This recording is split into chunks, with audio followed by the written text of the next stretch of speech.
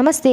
ಇವತ್ತು ಶನಿವಾರ ನಾವು ಇಮೂದ್ ಗೋಪಾಲ ಸ್ವಾಮಿ ಬೆಟ್ಟಕ್ಕೆ ಹೋಗಿದ್ದೀವಿ. ನೀವೇನಾದರೂ ಮೈಸೂರವರಾಗಿದ್ದರೆ ಖಂಡಿತವಾಗ್ಲೂ ಈ ದೇವಸ್ಥಾನಕ್ಕೆ ಭೇಟಿ ಕೊಡಿ. ಇಲ್ಲಂತೂ ಒಂದು 10 ಥರ ವೆರೈಟಿ ಪ್ರಸಾದನ ಕೊಟ್ಟಿದ್ರು ಅಂತಲೇ ಹೇಳ್ಬೋದು.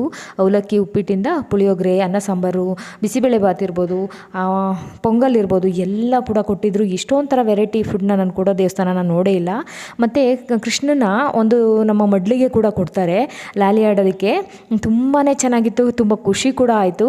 ಹಾಗಾಗಿ ಶನಿವಾರ ನಾವು ಬೆಣ್ಣೆ ಅಲಂಕಾರ ಕೂಡ ಇತ್ತು ಕೃಷ್ಣನಿಗೆ. ಇಲ್ಲಿ ಯಾವುದೇ ಕಾಲಕ್ಕೂ ಎಷ್ಟೇ ಬಿಸಿಲಿರಲಿ ಏನೇ ಇರಲಿ ಹಿಮ ಸುರಿಯೋದು ನಿಲ್ಲಲ್ಲ ಅಂತ ಹೇಳ್ತಾರೆ ದೇವಸ್ಥಾನದ ಒಂದು ಭಾಗದಲ್ಲಿ.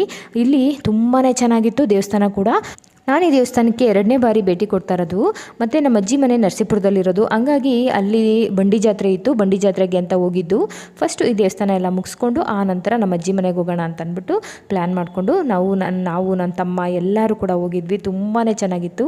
Thank you.